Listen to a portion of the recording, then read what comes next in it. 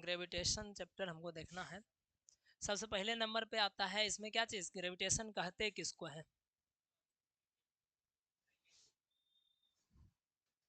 किसको कहते हैं ग्रेविटेशन?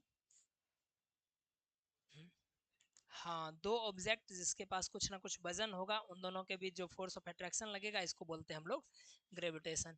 जैसे कोई पहला ऑब्जेक्ट है जिसका m1 वजन है, दूसरा ऑब्जेक्ट है जिसका m2 वजन है, इन दोनों के बीच में जो अट्रैक्टिव फोर्स लगेगा, इसको कहते हैं हम लोग ग्रेविटेशन। तो ग्रेविटेशनल फोर्स का नेचर, एक चीज हमेशा ध्यान रखिएगा कि ये हमेशा कैसा नेचर का होता है, अट्रैक्टिव नेचर का होता है, कभी भी ये रिपल्सिव नेचर का नहीं होता है, हमेशा ये अट्रैक्टिव नेचर का होगा। इसके बाद यूनिवर्सल लॉ ऑफ ग्रेविटेशन आता है, जो ज्यादा इंपॉर्टेंट है। क्या यूनिवर्सल लॉ ऑफ ग्रेविटेशन, या फिर इसी को बोला जाता है क्या चीज, न्यूटन्स लॉ ऑफ ग्रेविटेशन।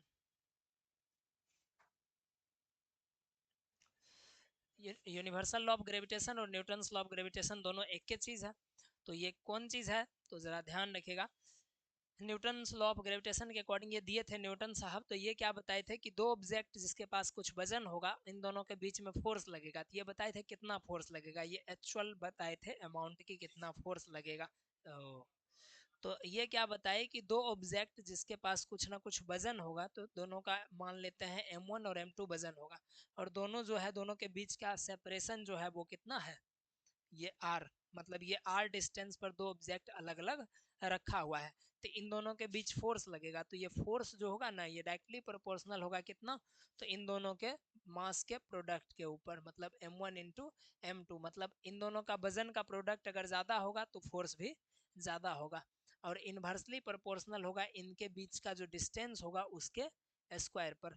अगर मान करके चलिए कि डिस्टेंस जितना बढ़ेगा, फोर्स उसका स्क्वायर टाइम्स क्या होगा, घटेगा। ठीक है, अब फोर्स अगर बढ़ेगा जितना, तो डिस्टेंस उसका स्क्वायर टाइम्स घटेगा, ये चीज है। अगर मानकर चलिए कहे कि दो ऑब्जेक्ट है, दोनों ऑब्जेक्ट के पहला और दूसरा ऑब्जेक्ट के बीच डिस्टेंस जो है, ये डिस्टेंस दुगुना कर दिए हैं, डिस्टेंस को क्या कर दिए, दुगुना कर दिए, तो फोर्स कितना गुना घट गया होगा, 4 गुना घट गया होगा, 4 गुना घट गया होगा, ये चीज हो जाएगा।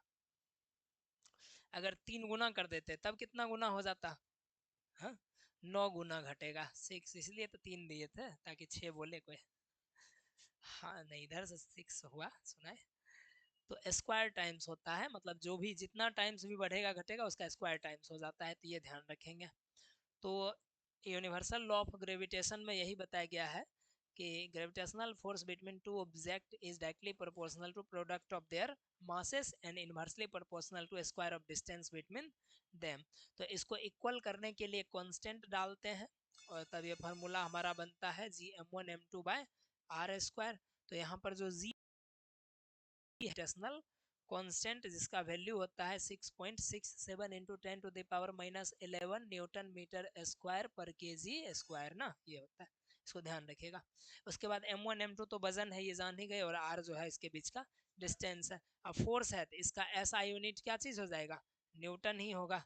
ठीक है, CGS यूनिट इसका क्या होगा, डाइन होगा, CGS यूनिट इसका डाइन हो जाएगा। ठीक, स्केलर है कि वेक्टर क्वांटिटी, ये वेक्टर क्वांटिटी हो जाएगा, क्योंकि फोर्स है तो इसके पास डायरेक्शन भी होगा। फोर्स का डायरेक्शन किधर होता है, एक्सेलरेशन की तरफ, एक्सेलरेशन का डायरेक्शन वेलोसिटी, वेलोसिटी का डिस्प्लेसमेंट, डिस्प्लेसमेंट का इनिशियल से फाइनल पोजीशन की तरफ।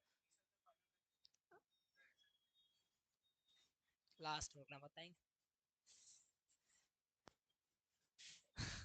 चलिए ये चीज तो हो गया। ठीक है, इसके बाद कैरेक्टरिस्टिक्स है कुछ, कैरेक्टरिस्टिक्स ऑफ कौन सा फोर्स, ग्रेविटेशनल फोर्स। तो ये सबसे पहली बात ये है कि वीकेस्ट फंडामेंटल फोर्स है ना, वीकेस्ट फोर्स है, मतलब नेचर का सबसे कमजोर फोर्स है ये। दूसरा चीज, ये हमेशा लाइन ज्वाइनिंग टू बडीज लगता है, मतलब दो बडी है, दोनों बडीज के बीच में जो है लाइन अगर ज्वाइन कर देते हैं तो ये स्ट्रेट लाइन में ही ये फोर्स लगता है। ठीक है, तीसरा, ये जो होता है ये इनवर्स स्क्वायर लॉ को फॉलो करता है, इनवर्स स्क्वायर लॉ, यानी F is inversely proportional to 1/r², इसको फॉलो करता है। इसके अलावा ये जो है कैपिटल G यानी ग्रेविटेशनल कांस्टेंट पर डिपेंडेंट नहीं होता है ना, कोई दिक्कत इसमें। तो ये सब कैरेक्टरिस्टिक्स था इसका। ग्रेविटेशनल कांस्टेंट का। और भी कुछ कैरेक्टरिस्टिक्स इसमें बताए थे। हाँ, ये हमेशा ग्रेविटेशनल फोर्स जो होता है ये हमेशा कैसा नेचर का होता है, अट्रैक्टिव नेचर का होता है। ठीक है, कभी भी रिपल्सिव नेचर का ये नहीं होता है, हमेशा ही ये होता है अट्रैक्टिव नेचर का। ठीक, तो ये कैरेक्टरिस्टिक्स ऑफ ग्रेविटेशनल फोर्स था। इसके बाद लिखाए थे केपलर्स लॉ शायद ना, वो चीज 11th का है, फंडामेंटल फोर्स ऑफ नेचर की कितना फोर्स है, तो वो नहीं पढ़ना है। तो जो नहीं पढ़ना है उसको कट करते चलिएगा। ठीक है, जो आपका थोड़ा सा डेप्थ में बताए थे, फंडामेंटल फोर्स ऑफ नेचर जो बताए थे वो टॉपिक एक्स्ट्रा है, वो कट कर ले। इसके बाद होगा केपलर लॉ ना, केपलर्स लॉ कम्प्लीटली डिलीट है आपके सिलेबस से। उसके बाद जो है फिर डेरिवेशन वगैरह ये सब तो 11th का था, अगर होता भी तो डेरिवेशन आपके सिलेबस का चीज नहीं था, वो 11th क्लास का डेरिवेशन। इसके बाद है हमारा कौन चीज, एक्सेलरेशन ड्यू टू ग्रेविटी, सीधे टॉपिक, मतलब कितना बड़ा टॉपिक तरफ गए ना। केपलर्स लॉ में बस एक क्यों ध्यान रखिएगा, जो इन्वर्स स्क्वायर लॉ को प्रूव करने के लिए आएगा, तीसरा लॉ जो होता है, square of time period of revolution is directly proportional to cube of distance between them ना। R square is directly proportional to R, sorry, T square is directly proportional to R cube, ये Kepler का third law है। और इसी को ना लिखते थे T square by R cube is equal to के, कॉन्स्टेंट टर्म डालते थे कैसे, तो T square is equal to K R cube, और के यहाँ पर क्या है, कॉन्स्टेंट है, तो T square by R cube equal to K हो जाएगा। ठीक है, और इसी में जो क्या ये इसको जब प्रूव करेंगे तो इसी का पलट करके वैल्यू आएगा R cube by T square, तो इसको लिख सकते हैं 1/k ना, ये डेरिवेशन। हाँ, ये वाला तो आपके सिलेबस का चीज है, करवाएंगे अभी, तुरंत करवा सीख जाएंगे तुरंत। चलिए इसको मिटा देना, इसमें कोई कंफ्यूजन नहीं, जहाँ दिक्कत होगा बोलिएगा।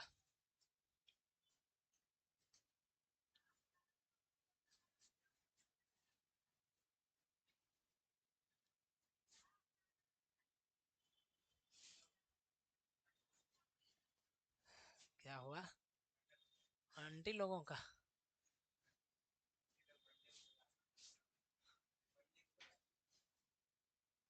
आंटी लोग का मैटर हो,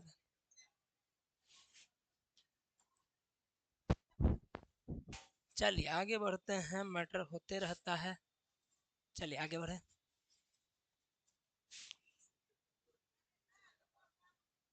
एक्सलेशन ड्यू टू ग्रेविटी, ये क्या कहते हैं, धरती किसी भी ऑब्जेक्ट को जिस एक्सेलरेशन से अपनी ओर खींचता है, इसको कहते हैं हम लोग एक्सेलरेशन ड्यू टू ग्रेविटी। इसको डेनोट करते हैं स्मॉल जी से, और इसका वैल्यू होता है 9.8 मीटर पर सेकेंड स्क्वायर। ठीक है, इसको डेनोट करते हैं किससे, 9.8 मीटर पर सेकेंड स्क्वायर। ठीक है, ये चेंज होता है प्लेस टू प्लेस, ये क्या होता है, चेंज होते रहता है। इसका वैल्यू जो है 0 होता है, कहाँ पर, हाँ स्पेस में और सेंटर ऑफ अर्थ पर, धरती के सेंटर पर और अंतरिक्ष में इसका वैल्यू 0 हो जाता है। ये भी क्या, कौन सा वेक्टर क्वांटिटी है, एक्सेलरेशन है, तो ये भी क्या होगा, वेक्टर क्वांटिटी हो जाएगा। ठीक है, इसको निकाले कैसे थे हम लोग, याद है। हुँ? बस ये भी आएंगे, अभी तुरंत आ रहे हैं उसी पे, acceleration due to gravity, acceleration due to gravity due to shape of earth वाला टॉपिक में। देखिए इसको निकाले कैसे थे, तो देखिए कोई भी ऑब्जेक्ट है, मान लेते हैं ये धरती है, धरती का वजन है क्या, m, यहाँ पर कोई स्मॉल m वजन वाला कोई ऑब्जेक्ट इसके सरफेस पर क्या है, रखा हुआ है, और इसका रेडियस कितना है, धरती का अपना रेडियस जो है वो है r। ठीक, r मान लेते हैं अभी, तो वो निकाल रहे हैं हम लोग, तब इस पर फोर्स लग रहा होगा ना, ये इसके नीचे के डायरेक्शन में फोर्स लगा रहा होगा, जो कि फोर्स होगा कौन सा, mg फोर्स, नीचे की तरफ लगने वाला mg फोर्स। और ये दोनों हैवी ऑब्जेक्ट है, तो दोनों के बीच में ग्रेविटेशनल फोर्स भी लग रहा होगा, और दोनों ऑब्जेक्ट है रेस्ट में, तो मतलब क्या है, दोनों फोर्स आपस में क्या है, इक्वल है। तो gravitational force is equal to कौन सा फोर्स, mg फोर्स। ठीक है, ये कैपिटल जी एम आई और बड़का m by R square is equal to M G, ये एम एम कैंसिल, तो जी इक्वल्स क्या हो गया, G M by R square. तो यही फार्मूला हमारा हो गया किस चीज का, धरती के ऊपर ग्रेविटेशनल एक्सेलरेशन निकालने का। अब इसी में इसका वैल्यू रख दीजिए। तो धरती का जो अपना वजन होता है वो होता है 6 × 10⁻24 kg, ये ध्यान रखना पड़ेगा। धरती का अपना रेडियस जो होता है, ये रेडियस होता है 6400 किलोमीटर। इसको मीटर में कन्वर्ट करेंगे तो इंटू 1000 करना पड़ेगा, मतलब 3 और 2 5, मतलब 64 × 10⁵ क्या हो जाएगा, मीटर हो जाएगा। 6.4 × 10⁶ मीटर। कोई दिक्कत इसमें नहीं ना। तो अब इसका वैल्यू रखते हैं। तो जी, हाँ, स्टेप बाय स्टेप घर पे सॉल्व कर लीजिएगा। ये हम 11th वाला क्लास करवाए हुए हैं, तो ये पहले से, अब उतना समय बर्बाद होगा सॉल्व करने में। 6.67 × 10⁻11 इंटू 6, ये मास कितना है, 6 × 10⁻24 बाय यहाँ पे 64 × 10⁵ इंटू 64 × 10⁵। अब इसको सॉल्व करिएगा तो 9.8 ही आपको आएगा। ठीक है। अरे यार, बाद में कभी कर देंगे, लेकिन अभी फिर वन शॉट है ना, फिर तो लंबा वीडियो फालतू का हो जाएगा। ठीक, चलिए, तो इसका वैल्यू आराम से निकल जाएगा यहाँ से। चलिए, फिर जा करके है हमारा क्या चीज़, acceleration due to gravity due to shape, sorry height की वजह से। मून पर भी देखना है हाइट की वजह से। अगर मान कर चलिए कोई ऑब्जेक्ट है जिसको यहाँ रेडियस कितना है धरती से r, और इस ऑब्जेक्ट को रखा गया है m ऑब्जेक्ट है, इसको इतना हाइट तक लेकर के उठाए हैं, h हाइट तक लेकर के गए हैं, तो इस कंडीशन में g हाइट का फॉर्मूला कितना निकाले थे, हाँ, जी अर्थ बाय 1 + h/r का होल स्क्वायर, एक फार्मूला ये भी निकाले थे। ठीक है। और जब बहुत ज़्यादा डिस्टेंस, बहुत कम डिस्टेंस दिया हुआ रहे, मतलब 100 किलोमीटर के अंदर का हाइट दिया रहे, तब क्या बताए थे उसमें, जी हाइट का फॉर्मूला जी अर्थ इंटू 1 - 2h/r, ये बाइनोमियल थ्योरम से हम लोग निकाले थे क्या। तो ये दो फार्मूला आपके क्लास में कौन दिया है, ये दिया है क्या, ऊपर का नहीं चर्चा किया है आपके क्लास में, नीचे वाला बताए तो नीचे वाला यूज करिए। चलिए, क्या करें, इंटरमीडिएट के टीचर के साथ यही समस्या है। ओ भाई, देखिए 11th क्लास 12th क्लास में होता क्या है कि बहुत सारा फिजिक्स का ऐसा फार्मूला है जो किताब नहीं बताया है, हम लोग को खुद से फार्मूला बनाना पड़ता है। तो 11 12th में बहुत सारा ऐसा फार्मूला है जो किताब आज तक नहीं लिखा है, उस फार्मूला को हम ही लोग को तोड़ मरोड़ के कैसे हूँ, कोनो कंसेप्ट केकरो में यूज करके, कोनो सब्जेक्ट, मतलब कोनो सब्जेक्ट नहीं, फिजिक्स से होना चाहिए, कोई चैप्टर का कोई फार्मूला उठा करके उससे रिलेट करके उसको तोड़ मरोड़ के एक नया फार्मूला बनाना पड़ता है, समझे। तो उस तरीका से बहुत सारा फार्मूला 11 12th में बताते रहते हैं। तो अब इसमें क्या है, ये तो खैर आपका किताबी फार्मूला है, ये तो किताब में दिया हुआ है, 11 12th के किताब में दिया हुआ है। शायद एक फार्मूला वहाँ दिया हुआ है, दूसरा डिराइव ही किए हैं, तो दूसरा डिराइव करके निकालना पड़ता है। तो आपको जो टीचर फार्मूला बताए होंगे, शायद ये वाला बताए, तो आसान है ये, तो इसी से बनाइएगा। ठीक है, ये वाला आसान है, हालांकि दोनों में बहुत ज़्यादा अंतर है भी नहीं, लेकिन आपको क्लास में यही बताया गया, तो यही बनाइए। ध्यान रखिएगा कि आपके स्कूल में कौन बताया है, तो उसको ही फॉलो करिएगा। उसके बाद दूसरा, ये तो हाइट वाला, इसका डेरिवेशन नहीं आएगा, आपकी क्लास का चीज़ नहीं है, 11th का चीज़। हाँ, इसमें रेडियस जो है ना धरती का लेंगे और एच लेंगे, हाइट कितना धरती के सरफेस से कितना हाइट पर, ये नहीं कि रेडियस जोड़ देंगे तब जाकर के, नहीं। कभी कभी बोल देगा क्या कि धरती के सेंटर से जो है वो कितना है, 5600 किलोमीटर ऊपर है। तो अब बताइए, इसका हाइट तो 5600 किलोमीटर नहीं ना हुआ, धरती के सेंटर से 5600 किलोमीटर का मतलब, सॉरी 56 नहीं, 7600 किलोमीटर ऊपर है। ठीक है, धरती के सेंटर से कितना है, 7600 किलोमीटर ऊपर है। तो मतलब धरती के सरफेस से कितना हो गया, धरती का तो अपना 6400 किलोमीटर हो गया रेडियस, इतना घटा लेंगे, तो धरती के सरफेस से मात्र 1200 किलोमीटर ऊपर है। तो लैंग्वेज अच्छा से पढ़ लेंगे कि न्यूमेरिकल में कौन सा लैंग्वेज यूज करा है। ठीक है, कोई कंफ्यूजन इसमें नहीं। चलिए, अब डेप्थ वाला एक था फार्मूला हमारा। तो डेप्थ वाला क्या चीज था कि धरती के नीचे में कोई ऑब्जेक्ट को लेकर के जाते हैं, धरती के नीचे, तो उसके लिए जी डेप्थ का फार्मूला क्या था, वहां पर एक्सेलरेशन निकालने का जी ए इंटू 1 - d/r, और यहाँ पे डी है डेप्थ, कि धरती के सरफेस से कितना गहराई पर पहुंचे हैं। इसका भी डेरिवेशन करवाए थे, वो डेरिवेशन 11th का चीज है, आपकी क्लास का नहीं है। तो आपको बस फार्मूला ध्यान रखना है। ठीक है, तो एक्सेलरेशन ड्यू टू ग्रेविटी अलग अलग जगह पर का हो गया। अब due to shape of earth देखते हैं, ठीक है।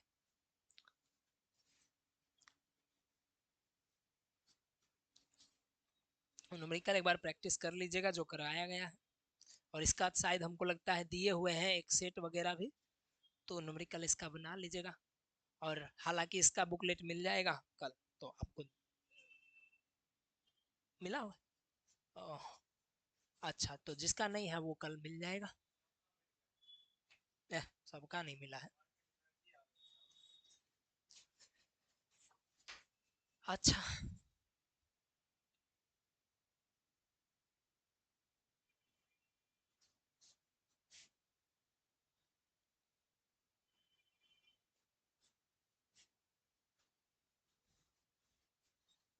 Acceleration due to gravity due to shape of अर्थ।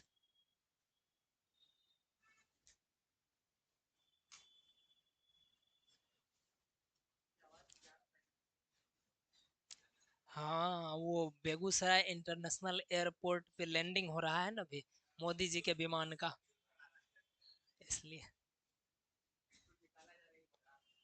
देखिए, अब इसमें धरती का शेप जो है हम लोग दो तरीका से माने हैं। एक हमारा ये वाला होता है पोल, और एक होता है हमारा इक्वेटर। इक्वेटर पर जो होता है रेडियस क्या होता है, मैक्सिमम होता है। और पोल पर रेडियस क्या होता है, मिनिमम होता है। मतलब पोल का रेडियस छोटा होता है, इक्वेटर का रेडियस बड़ा होता है, ये चीज। अब हम लोग को ये देखे हैं कि ग्रेविटेशनल ये एक्सेलरेशन का फॉर्मूला क्या है, G M by R square है। इसमें से ये दोनों चीज तो कांस्टेंट है, तो मतलब ये इन्वर्सली प्रोपोर्शनल किसके हो गया, आर स्क्वायर के हुआ। कांस्टेंट उड़ा दिए तो इन्वर्सली प्रोपोर्शनल हो गया आर स्क्वायर के। मतलब ये चीज है कि रेडियस ज्यादा रहेगा तो जी का वैल्यू क्या होगा, कम होगा। रेडियस ज्यादा होगा तो ये कम होगा, अगर रेडियस कम होगा तो जी का वैल्यू ज्यादा। इन्वर्सली का मतलब यही होता है। तो अगर पोल का अगर हम बात करते हैं, तो पोल पर क्या होता है, रेडियस क्या है, मिनिमम है, ठीक है। तो जी का वैल्यू क्या होगा, मैक्सिमम होगा, इसका वैल्यू मैक्सिमम होगा। और अल्सो डब्ल्यू बराबर क्या होता है, एम जी, वेट का फॉर्मूला एम जी। तो इसका एम मास कांस्टेंट को उड़ाएंगे तो जी के प्रोपोर्शनल हो गया।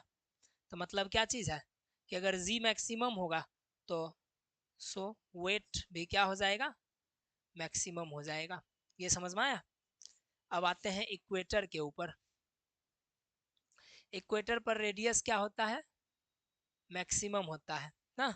अगर रेडियस मैक्सिमम होगा तो जी का वैल्यू क्या हो जाएगा, मिनिमम हो जाएगा। अगर जी का वैल्यू मिनिमम होता है तो डब्ल्यू प्रोपोर्शनल टू जी, इसका मतलब वेट भी क्या हो जाएगा, मिनिमम। समझ में। हाँ, यही वाला ना, उस चीनी वाला जो था क्वेश्चन दिए हुए थे सेट में। देखिए, एक चीज बताइए, किसी के पास ऐसा बटखारा हो जिसमें 1 केजी तौले, लेकिन 1 केजी का वजन वहां पर ज्यादा, मतलब वहां पर 1 केजी में जो है सामान ज्यादा आटे, समझे। मतलब उसका 1 केजी का वजन अपने यहाँ वाला 1 केजी से बहुत ज्यादा हो, तो वो सामान हमारे लिए फायदेमंद न होगा। जैसे आप जाइएगा ट्रैफिक चौक पर फल खरीदने के लिए, तो वहां पे 40 रुपए सेब देगा, 2 किलो खरीद करके आइएगा, तौलिएगा तो 1 किलो 50 ग्राम निकलेगा। तो ये कौन सा सिचुएशन हुआ पता है, ये कौन सा वाला सिचुएशन हुआ, मतलब खरीदे थे 2 किलो, लेकिन यहाँ आकर के कितना हो गया, कम हो गया। तो मतलब वेट इज क्या हो गया, मिनिमम हो गया। ये यहाँ वाला मामला हो गया क्या, मतलब खरीदे हैं पोल पर, आ गया कहाँ पर, इक्वेटर पर बेच रहे थे, तो बड़ा घाटा का सौदा हो गया ना। अब मान करके चलिए ऐसा जगह पर खरीदते हैं जहां पर वेट क्या होगा हमारा, मिनिमम होगा, ठीक है। वेट क्या होगा, मिनिमम होगा। जैसे मान करके चलिए कि आदमी अंधा था, 2 किलो वाला बटखारा चढ़ा करके 1 किलो के बजाय वो 2 किलो तोड़ दिया, घर लेकर आ गए, अपना तो फायदा हो गया, डबल मिल गया। तो वो चीज है। हाँ, तू तो देश में एकमात्र इकलौता पुतला है ईमानदारी का, अपना इलाज करवाने के लिए आँख का, इसलिए बेच रहा था सेब, समझे। न्यूटन चाचा। तो इसका मामला ये चीज हुआ कि जहां पर वेट कम होगा ना, समझे। वेट कम का मतलब जहाँ पे एक्सेलरेशन ड्यू टू ग्रेविटी क्या होगा, कम होगा, वहां पर से अगर सामान हम खरीदेंगे तो वो ज़्यादा हमारे लिए क्या होगा, फायदेमंद होगा, क्योंकि वहां का वेट क्या होगा, कम होगा। और वेट अगर कम होगा तो मतलब है कि फिक्स अमाउंट कोई चीज़ का खरीद रहे हैं तो उसमें सामान ज़्यादा चढ़ेगा, समझे। और हाँ, ये ग्रेविटेशनल एक्सेलरेशन जब बताए थे तो नहीं बताए थे।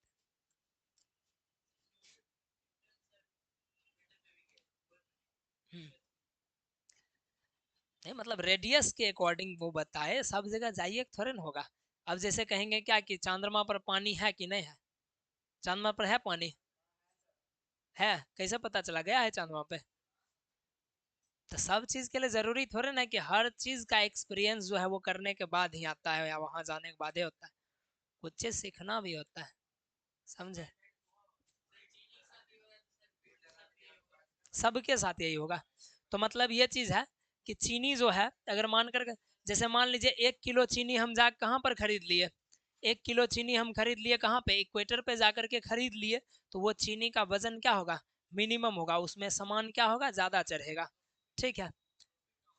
और जाकर के पोल पर बेच देंगे तो एक तो वहां पर से सेम अमाउंट में ज्यादा वजन लेकर के चल आए हैं, एक यहाँ पर जो है और उतना अमाउंट में और ज्यादा वजन बता देगा, तो ज्यादा का भी ज्यादा मतलब प्रॉफिट यहाँ ज्यादा होगा, समझे।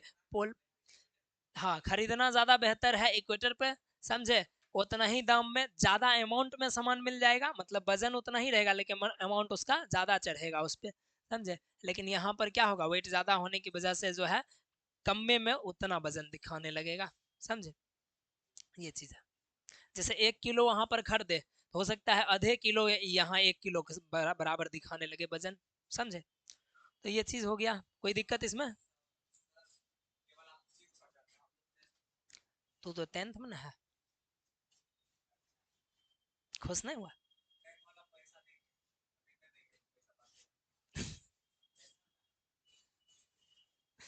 चलिए इसको मिटा दे, क्या।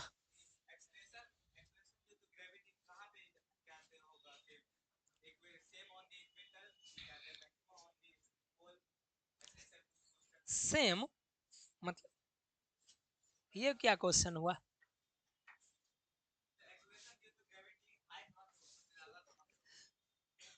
सबसे ज्यादा कहाँ पर था, अभी तुरंत न देखे, पोल पर, इक्वेटर पे कम होगा, पोल पर ज्यादा होगा, अभी तुरंत देखे।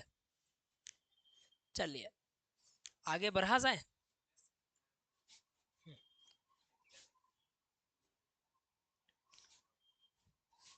1 मिनट रुकिए।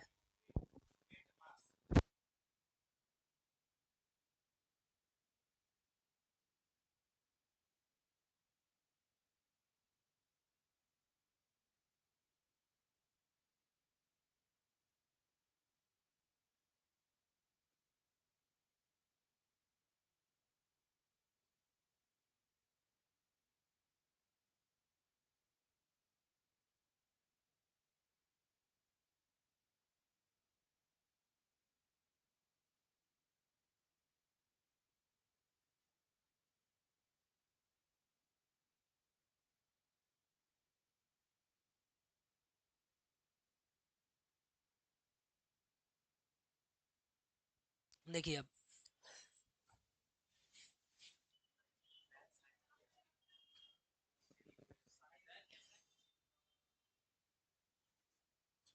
सब कौन बाहर गिरा हुआ है क्या।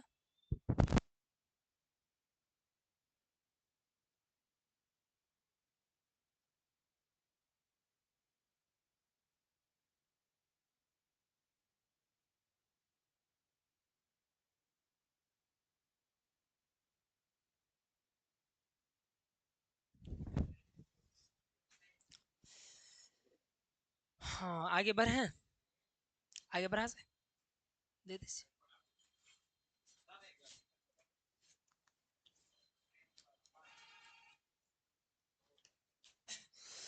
चलिए आगे बढ़े, क्या था आगे, वेट और मास के बीच का डिफरेंस।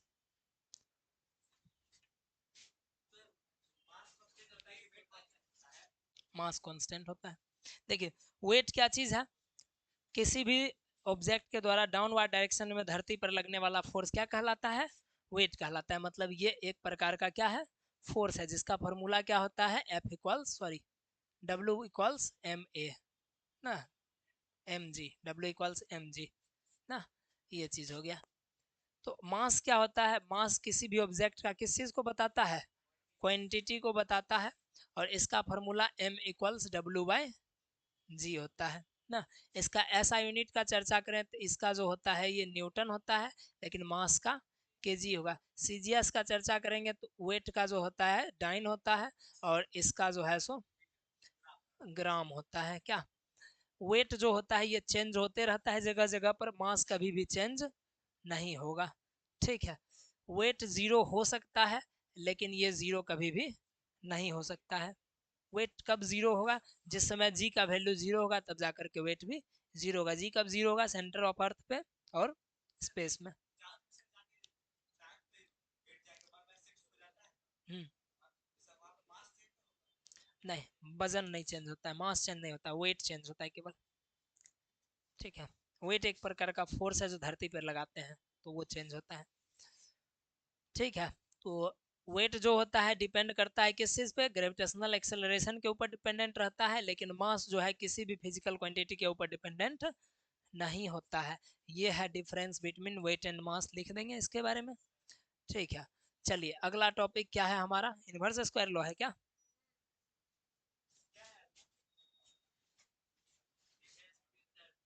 कैपिटल जी और स्मॉल जी, स्मॉल जी कैपिटल, ये भी वीवीआई टॉपिक है। ये एक्सेलरेशन ड्यू टू ग्रेविटी है। ये क्या है? एक्सेलरेशन ड्यू टू ग्रेविटी है। ये ग्रेविटेशनल क्या है? कांस्टेंट है। ठीक है, इसका वैल्यू 9.8 मीटर पर सेकेंड स्क्वायर होता है। इसका 6.67 इंटू 10⁻⁻11 न्यूटन मीटर स्क्वायर पर केजी स्क्वायर ना, ये होता है। नहीं, चलिए, ये जो होता है बार बार चेंज होता है, लेकिन ये चेंज जो है सो नहीं होता है। ये जीरो हो सकता है, लेकिन ये कभी भी जीरो, हाँ हाँ, तो ये जो है क्या कहते हैं, ये जीरो नहीं हो सकता है, कहीं पर भी ये जीरो नहीं होता है। ठीक है, और क्या चीज था इसमें? ये वेक्टर क्वांटिटी है, जबकि ये क्या है? Scalar quantity. इसके पास केवल मैग्नीट्यूड है, डायरेक्शन नहीं होता है। क्या, तो इतना ही डिफरेंस वगैरह है, और भी कुछ है डिफरेंस में क्या? चलिए, ये मेनली तीन चार डिफरेंस ही पूछता है, तो ये हो गया। अब क्या है? Inverse square law. अच्छा, मून वाला बचले था, चंद्रमा पर बचल था ना।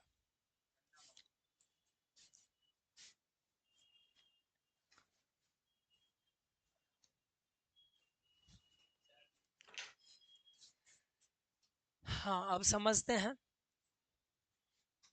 Acceleration due to gravity at surface of moon.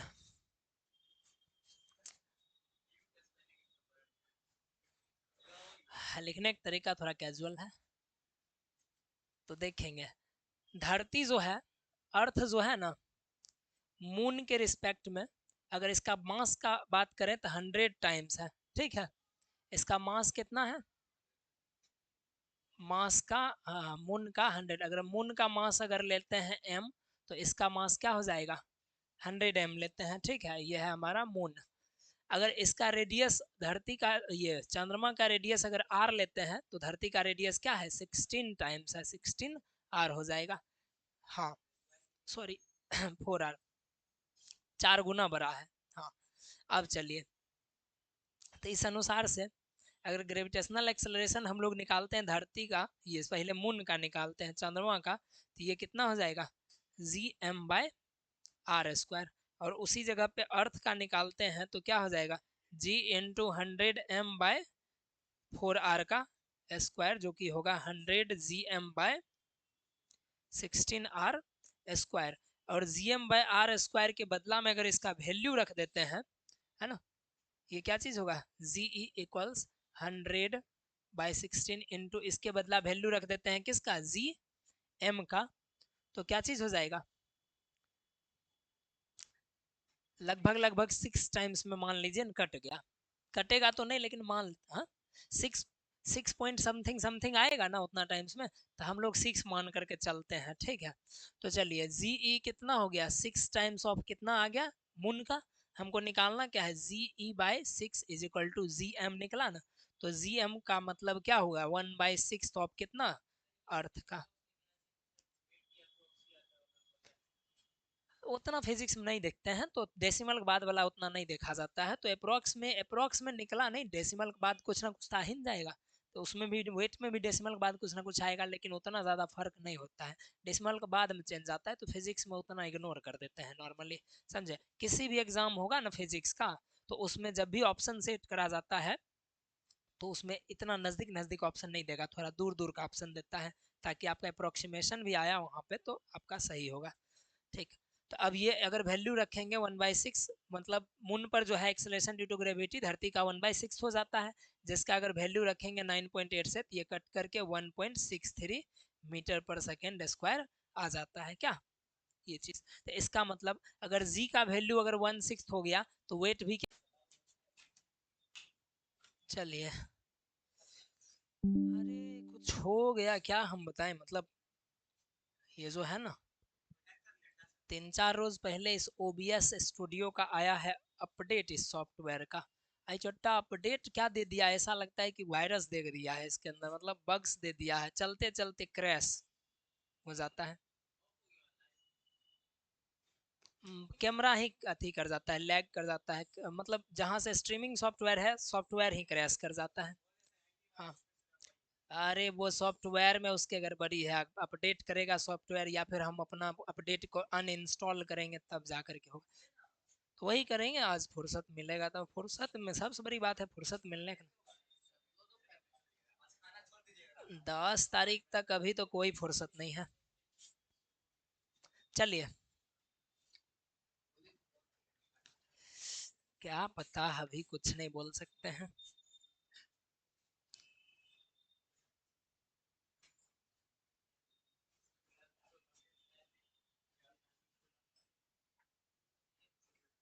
Inverse square law, ठीक है, इनवर्स स्क्वायर लॉ को जरा सा समझेंगे बढ़िया से। इनवर्स स्क्वायर लॉ क्या कहता है कि ग्रेविटेशनल फोर्स जो होता है, gravitational force acts between two object is inversely proportional to, पूरा बढ़िया से लिख दें,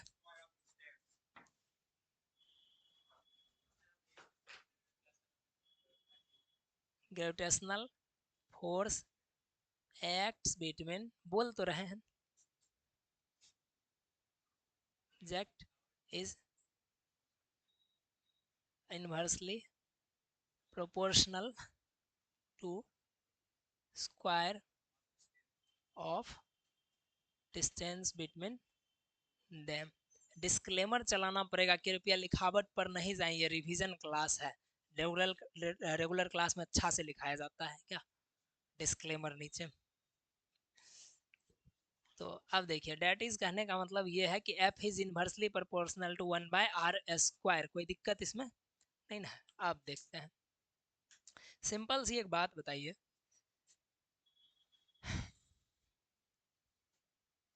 कि कोई ऑब्जेक्ट है, ठीक, यहाँ पे इसका वजन क्या है, m है, सेंटर की तरफ इसका रेडियस जो है मान लेते हैं ये r है, सेंटर की तरफ कोई फोर्स लग रहा होगा, धरती इसको सेंटर की तरफ खींच रहा होगा, किस फोर्स से, सेंट्री सेंट्रीपिटल फोर्स की तरफ इसको खींच रहा होगा। तो अब इस पर सेंट्रीपिटल फोर्स के साथ अगर खींच रहा है तो यहाँ बताइएगा, लिख सकते हैं F C P is equal to क्या चीज़, M V square by R, ऐसा लिखा जा सकता है इसके लिए, क्योंकि इस ऑब्जेक्ट को धरती अपने तरफ सेंट्रीपिटल फोर्स के साथ खींच रहा है, तो M V square by R. अब यहाँ पे देखिए करना क्या है, इसको मान लीजिए इक्वेशन फर्स्ट, ठीक है, इसको इक्वेशन फर्स्ट मान लेते हैं। अब देखिए नाउ एफ जो है इसको कर देते हैं किसके, इसको फर्स्ट मान कर कभी छोड़ देते हैं पहले।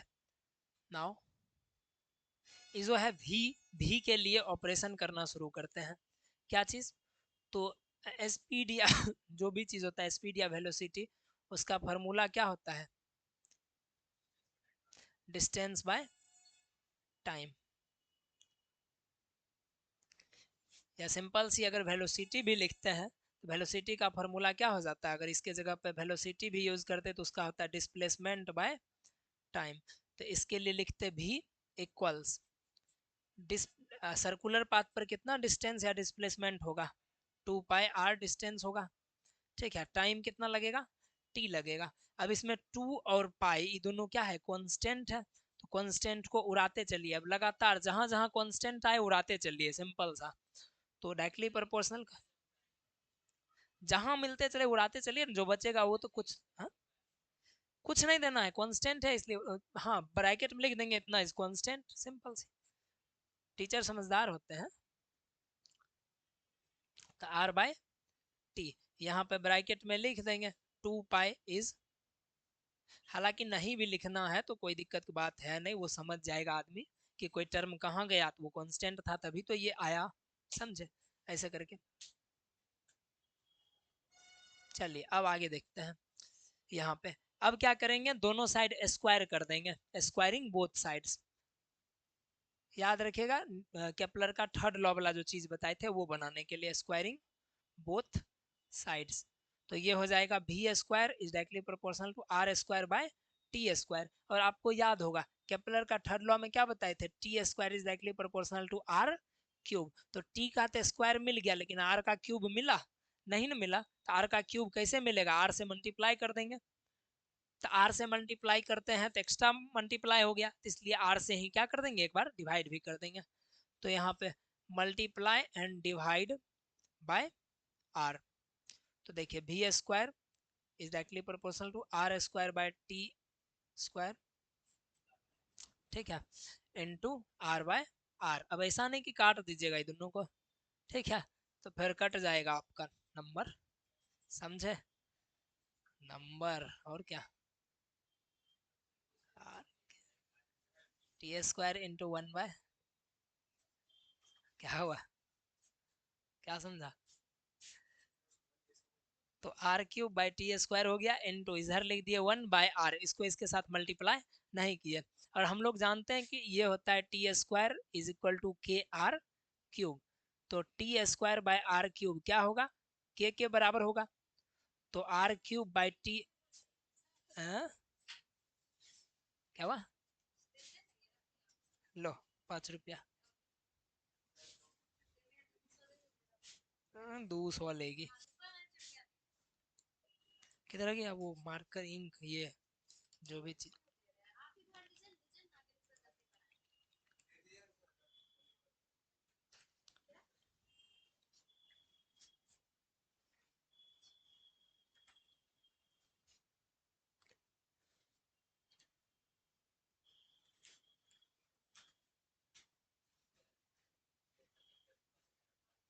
भरना तो कहीं पर भी परबे न करेगा।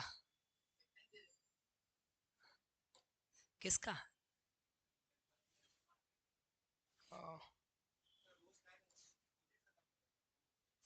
हर बैच में भरना पड़ता है, रोज की बात कर। गधा कहीं नर्सरी नहीं पढ़ा रहे हैं, रोज नहीं खत्म होगा। इनको ले जाना है कि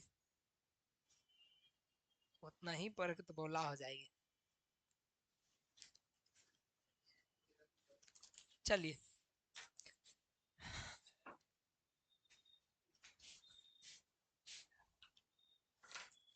ये मार्कर का हाइब्रिडाइजेशन हो चुका है। ये ब्लू कलर का मार्कर, ये ब्लैक कलर का मार्कर है, चलता लेकिन ब्लू है। इसका अलग हो गया, मतलब इसका जो है ना,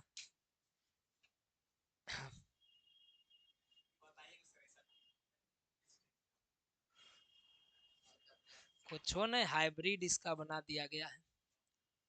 एक्सपेरिमेंट, टेक्नोलॉजिकल एक्सपेरिमेंट, बायोलॉजिकल नहीं। चलिए अब देखते हैं, समझिएगा यहाँ पे, यहाँ समझिए। अब यहाँ ये चीज तो हमको पता है कि R cube by T square ये क्या हो जाएगा, 1 बाय के हो जाएगा। तो यहाँ देखिए R cube by T square क्या हो जाएगा, 1 बाय के इंटू 1/r हो जाएगा। और अगर ये कांस्टेंट है तो ये यहाँ से हट करके क्या हो जाएगा, इक्वल टू आ जाएगा। कांस्टेंट उड़ा, हाँ ये चीज तो हो गया, इक्वल टू आया, इक्वल टू जैसा ही आया फिर कांस्टेंट उड़ा दीजिए, तो उड़ाए तो 1/r हो गया, खाली 1/r निकला। अब इसका वैल्यू पुट कर दीजिए ले जा करके इसमें, समझे, put this value in equation,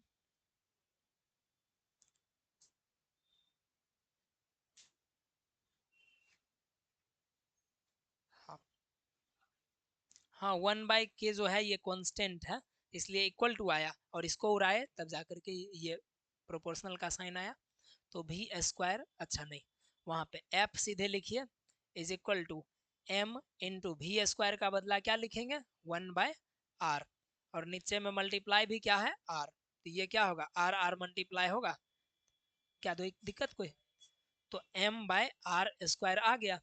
मास होता है हमेशा कांस्टेंट, तो फिर कांस्टेंट उड़ाइए तो 1/r² आ गया, f is directly proportional to 1/r², यही चीज नहीं बराबर है, लेकिन इनवर्स बराबर कैसे हो गया, 6 और 1/6 बराबर हुआ तब, तो रीजन ये है ना कि आपके स्कूल में एक टीचर शायद बता दिए थे, वहां के लिख दिए थे, देखिए यहाँ पे t² is equal to k by R cube है, तो t² बाय आर क्यूब हो जाएगा k के बराबर, लेकिन अगर इसको पलटेंगे तो ये ऊपर भागेगा ना, तो 1 इसका भी ऊपर जाएगा, तो इसको 1/k ही लिखना पड़ेगा, हाँ लेकिन होगा दोनों कांस्टेंट, समझे, जैसे मान चलिए कि 6 अगर कांस्टेंट है तो 6/1 कांस्टेंट होगा, तो इसका मतलब 1/6 भी तो कांस्टेंट हुआ, समझ रहे हैं बात को, नोमिनेटर डिनोमिनेटर ऊपर नीचा कर दिया उससे फर्क नहीं पड़ता है, लेकिन लिखने के क्रम में फर्क पड़ता है। हाँ के फोर्स कांस्टेंट इस जगह पे कहाँ पे, हाँ ये केप्लर्स कांस्टेंट है के,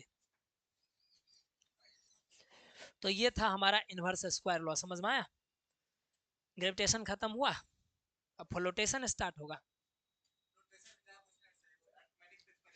फ्लोटेशन में सबसे पहला चीज है क्या, प्रेशर, फोर्स पर यूनिट एरिया को क्या बोलते हैं, प्रेशर, और जो फोर्स परपेंडिकुलर होता है किसी सरफेस के परपेंडिकुलर लगे उसको कहते हैं थ्रस्ट, जैसे सरफेस अगर ऐसा है तो फोर्स क्या होगा परपेंडिकुलर ऐसा, सरफेस अगर ऐसा है तो परपेंडिकुलर कैसा होगा ऐसा, तो इसको थ्रस्ट बोलते हैं, जो परपेंडिकुलर लगने वाला फोर्स है उसको क्या कहते हैं, थ्रस्ट कहते हैं, तो फोर्स पर यूनिट एरिया प्रेशर, और thrust perpendicularly acting force is called thrust, क्या इसको मिटाएं,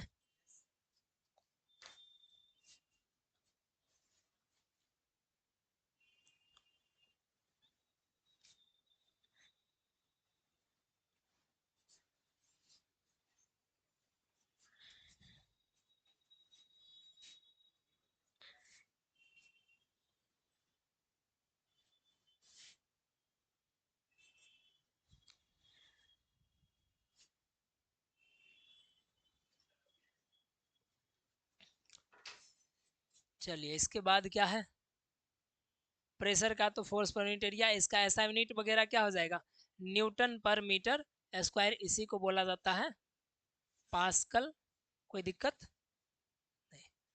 चलिए ये क्या होता है, वेक्टर क्वांटिटी होता है, इसका डायरेक्शन जो है किधर की तरफ होता है, फोर्स के डायरेक्शन की तरफ होता है, ये वेक्टर क्वांटिटी होता है, ठीक। सीजीएस यूनिट का चर्चा करें तो इसका डाइन पर सेंटीमीटर स्क्वायर हो जाएगा, क्या कोई दिक्कत, हाँ, तो चलिए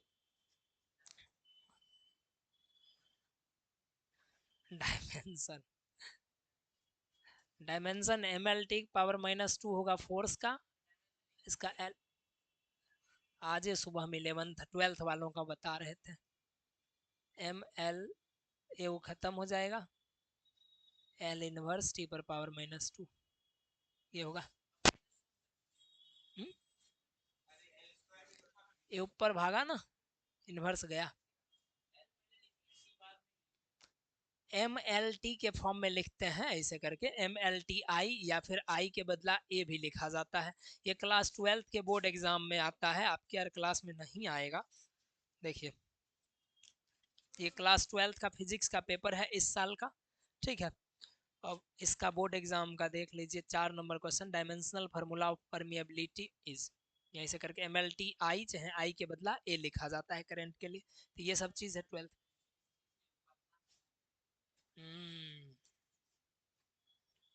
तो वही तो जीवन है।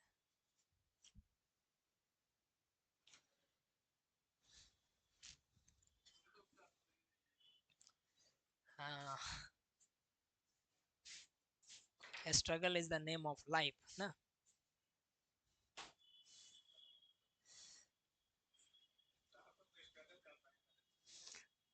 तो स्ट्रगल करेगा। चलिए अब यहाँ पर से देखते हैं जरा सा। प्रेशर के बाद क्या चीज़ है, डेंसिटी है हमारा ना। डेंसिटी क्या होता है, मास पर यूनिट वॉल्यूम, ये डेंसिटी कहलाता है। इसका ऐसा यूनिट केजी पर मीटर क्यूब होता है, समझे, केजी पर मीटर क्यूब। इसका सीजीएस यूनिट क्या होगा, ग्राम पर सेंटीमीटर क्यूब, या इसी को लिखा जाता है ग्राम पर सीसी, ठीक है, सेंटीमीटर क्यूब। ऐसे कर, कोई दिक्कत इसमें नहीं ना। अब डेंसिटी की अगर बात करें तो मरकरी का डेंसिटी कितना लिए थे, 13.6 इंटू 10⁻³ केजी पर मीटर क्यूब। कम से कम ये दो को याद कर लीजिए। वाटर का 1000 केजी पर मीटर क्यूब, हाँ ये दो को कम से कम याद कर लीजिए, बाकी सारा गिवन रहेगा आपको, ठीक है। सिंक का मतलब हो गया डूब जाना, और फ्लोट का मतलब तैरना। तो अब जरा सा देखिएगा रिलेटिव डेंसिटी क्या होता है। रिलेटिव डेंसिटी, तो रिलेटिव डेंसिटी का मतलब हो गया डेंसिटी ऑफ कोई भी substance divided by density of water. It is the ratio of density of substance to the density of, ये वाला रो पी, ऐसे अगर पी जैसा रहता है, पी जैसा दिखता है, ये पी ऐसे पूरा नहीं रहता है, इंटीग्रेशन तो ऐसे होता है, ये वाला, ये वाला सिंबल है इंटीग्रेशन, 3x² dx। लिमिट लगा दे पाई से -पाई तक,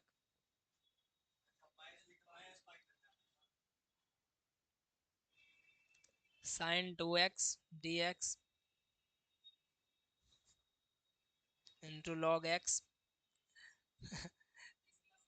x टेंड्स टू 0 लिमिट लगा हुआ है ना, -2π/3 से लेकर के π/2 तक dx। सिंपल था क्वेश्चन है ना, सिंपल क्वेश्चन, कैलकुलस है बस। चलिए बनाइए करिएगा।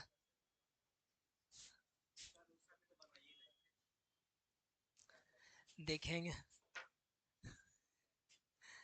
चलिए इसके आगे रिलेटिव डेंसिटी है, फिर जाकर के क्या है, इसका ऐसा यूनिट का चर्चा करेंगे तो इसके पास कोई भी यूनिट नहीं होता है, क्योंकि ऊपर वाला यूनिट नीचे वाला कट जाता है।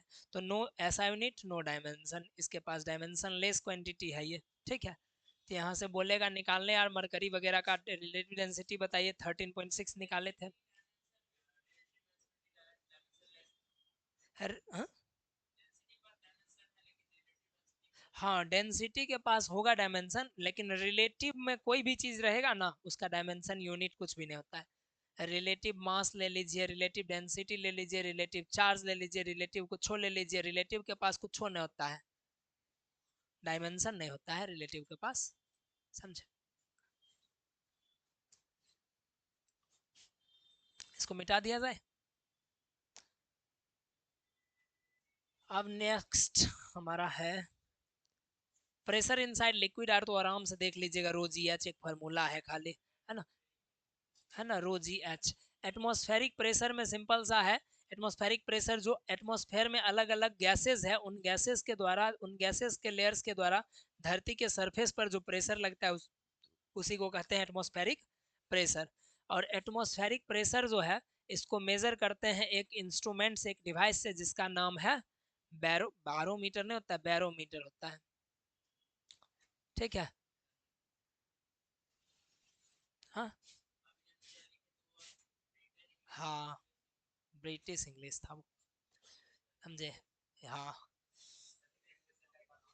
देखिए क्या नहीं समझे, लिक्विड लिक्विड प्रेशर का कंडीशन है वही, फ्लोटेशन का अलग अलग कंडीशन, वो अभी आ रहे हैं, अभी नहीं बताए हैं वो अभी। हाँ, तो बैरोमीटर ये होता है इंस्ट्रूमेंट जो एटमॉस्फेरिक प्रेशर को क्या करता है, मापने का काम करता है। तो ये वाला देख लीजिएगा 1.05 इंटू 10⁵ ऐसे कर जो भी बताए थे वो सब देख लीजिए, वो टॉरिसैली एक्सपेरिमेंट था। टॉरिसैली जो है सो ये क्या किए थे, बैरोमीटर का इन्वेंशन वगैरह के बारे में बताए थे।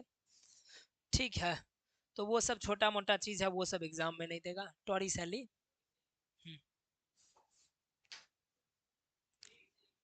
टॉरिसैली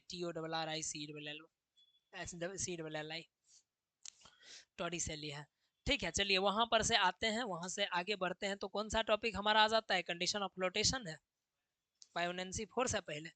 तो बायोनेंट फोर्स किसको कहते हैं, देखिए जैसे लोटा ले लीजिए, लोटा को उल्टा कर दीजिए, उसके बाद पानी में डुबाइए, बाल्टी में डुबाइए ना, भरा हुआ बाल्टी में, तो उस पर लगेगा कि पानी ऊपर में धकेल रहा है, आप नीचे धकेल रहे हैं, तो आपके हाथ पर जो महसूस हो रहा है प्रेशर पानी के द्वारा, वही प्रेशर बायोनेंट फोर्स या बायोनेंसी इसी को कहते हैं। मतलब क्या है, किसी लिक्विड के सरफेस के द्वारा जो ऊपर के तरफ कोई ऑब्जेक्ट पर प्रेशर लगता है, उसी प्रेशर को कहते हैं बायोनेंट फोर्स ना। जो फोर्स लगाया जाता है लिक्विड के द्वारा, उसी को कहते हैं हम लोग बायोनेंट फोर्स ना। It is the force of opposition offered by the surface of liquid on an object in कौन सा डायरेक्शन, अपवर्ड डायरेक्शन, इसी को कहते हैं बायोनेंट फोर्स, जिसका फार्मूला V इक्वल्स mg ही होता है। ठीक है, अब देखिए कंडीशंस ऑफ फ्लोटेशन क्या है यहाँ पे।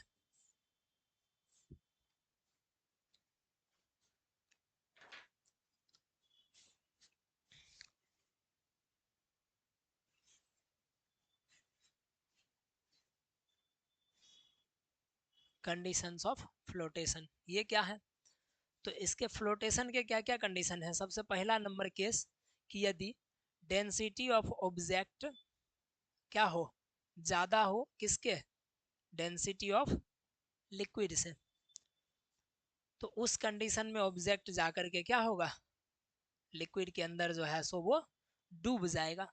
क्योंकि डेंसिटी जिसका ज्यादा होगा मतलब उसका मास पर यूनिट वॉल्यूम, मतलब हर एक वॉल्यूम पे, हर एक यूनिट वॉल्यूम पे उसका वजन क्या है, ज्यादा है, तो जो ज्यादा वजन रहेगा वो ऑब्जेक्ट जाकर के डूब जाएगा। तो इसका मतलब क्या है, इस कंडीशन में ऑब्जेक्ट क्या हो जाएगा, ऑब्जेक्ट विल सिंक, यानी कि क्या हो जाएगा, ये डूब जाएगा। ठीक है, डूब जाएगा।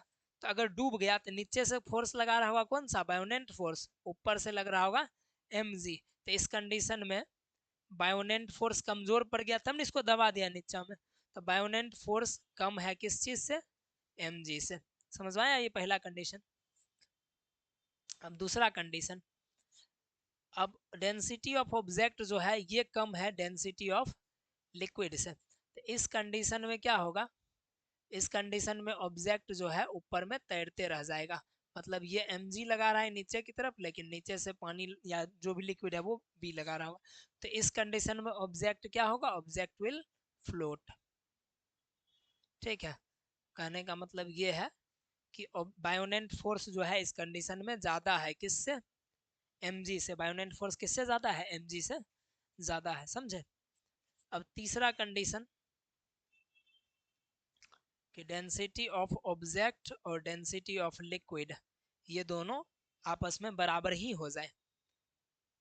तो इस कंडीशन में ऑब्जेक्ट जो है बीच में रुक जाएगा, समझे, ना ही क्या होगा, डूबेगा, ना ही पूरी तरह से तैरेगा। मतलब ऑब्जेक्ट विल आइदर फ्लो और सिंक, समझे। इसका मतलब ये चीज हुआ कि इस कंडीशन में b इज इक्वल टू कितना हो जाएगा, mg, और इसी को कहते हैं this is the condition of, condition of किस चीज का, फ्लोटेशन। फ्लोटेशन का ये क्या है, कंडीशन है अलग अलग, समझ में आया, यही नहीं बोल रहे थे। हाँ, तो ये चीज हो गया। अब बचा आर्किमेटिक्स प्रिंसिपल ना। आर्कमेटिक्स प्रिंसिपल क्या कहता है कि कोई लिक्विड है, उस लिक्विड में जितना भी भरा हुआ है पानी उसके अंदर, या कोई भी लिक्विड भरा हुआ है, समझे लिक्विड है सिंपल सा, कोई भी बर्तन में लिक्विड लिया हुआ है, उस लिक्विड में कोई ऑब्जेक्ट को हम लोग क्या करेंगे, डुबाएंगे, तो उसका वजन नहीं, मास नहीं, उसका उसका वेट देखना है। तो उस ऑब्जेक्ट का जितना वेट होगा ना, उतना ही वेट का पानी उससे डिस्प्लेस होगा। मतलब क्या चीज है,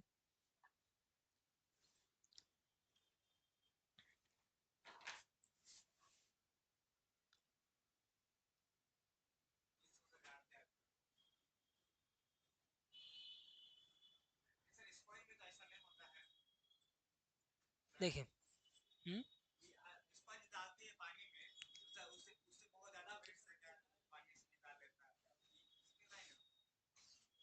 एब्जॉर्ब, अब इसका मतलब ये चीज थोड़े ना है, अब कोई चीज एब्जॉर्ब करेगा पानी को तो वो अलग मामला है। अब वो सोख आता है सीट और में, साइकिल के सीट के अंदर में जो लगा होता है, उसको डुबाएंगे तो पानी के एब्जॉर्ब कर लेगा। तो यहाँ पे उन ऑब्जेक्ट का बात कर रहा है जो पानी एब्जॉर्ब नहीं करता है, तो वो कंडीशन को फॉलो करेगा। देखिए, जैसे कोई ऑब्जेक्ट है, तो क्या चीज है, जैसे 200 न्यूटन का जो है कोई ऑब्जेक्ट को हम क्या कर रहे हैं, पानी के अंदर डुबा रहे हैं, ठीक है। कितना वेट है इसका, 200 न्यूटन, इसका वेट कितना है, 200 न्यूटन है। इसको पानी के या कोई भी लिक्विड के नीचे डुबा रहे हैं, तो ये लिक्विड का जो होगा ना, ये ऐसे करके इसका लेवल थोड़ा सा क्या हो जाएगा, इनक्रीज कर जाएगा, इतना इनक्रीज कर जाएगा। अगर ये ऑब्जेक्ट कहाँ पर पहुंच गया, इसके अंदर में पहुंच गया, तो अब इतना जो पानी का लेवल इंक्रीज करा है, ई पानी को बाहर निकालिए, बस इतना ही लेवल। कैसे, तो यहाँ पर छेद कर दीजिए, तो जो लेवल ऊपर आएगा, इधर से पानी क्या हो जाएगा, किसी दूसरा बर्तन में इकट्ठा हो जाएगा। अब इस पानी का जो है वेट निकालिए, इसका भी वेट कितना होगा, 200 न्यूटन ही होगा। यही बात बताए थे आर्कमेडिक्स साहब, क्या आर्कमेडिक्स प्रिंसिपल में। मतलब जितना वजन का ऑब्जेक्ट डालेंगे, उतना ही वजन का पानी बाहर निकल करके गिर जाएगा, मतलब वाटर उतना ही डिस्प्लेस हो जाएगा, ठीक है, उतना ही डिस्प्लेस हो जाए। मतलब वेट ऑफ डिस्प्लेस्ड वाटर या weight of displaced liquid is equal to the weight of object which is emerged in the liquid. Water नहीं, कोई भी लिक्विड हो सकता है, तो उस लिक्विड में डुबाए हैं, जितना वेट का ऑब्जेक्ट, उतना ही वेट का लिक्विड जो है वो क्या हो जाएगा, डिस्प्लेस हो जाएगा। मतलब उतना ही, अच्छा, इस ऑब्जेक्ट पर ऊपर से mg फोर्स लग रहा होगा, नीचे से क्या लग रहा होगा, बायोनेंट फोर्स। इसका मतलब बायोनेंट फोर्स कितना होगा, वेट ऑफ ऑब्जेक्ट के, और ये वेट ऑफ ऑब्जेक्ट किसके होगा, वेट ऑफ डिस्प्लेस्ड लिक्विड के, कोई भी लिक्विड, समझे, ये सब आपस में बराबर होगा। तो यही है हमारा क्या चीज, आर्कमेडिक्स प्रिंसिपल। यहीं तक था सिलेबस। तो ये टॉपिक हो गया खत्म। अब इसका बचा कितना, इसका 2 चैप्टर, उसका भी 2 चैप्टर, केमिस्ट्री का भी। चलिए कल देखते हैं फिर केमिस्ट्री क्या। चल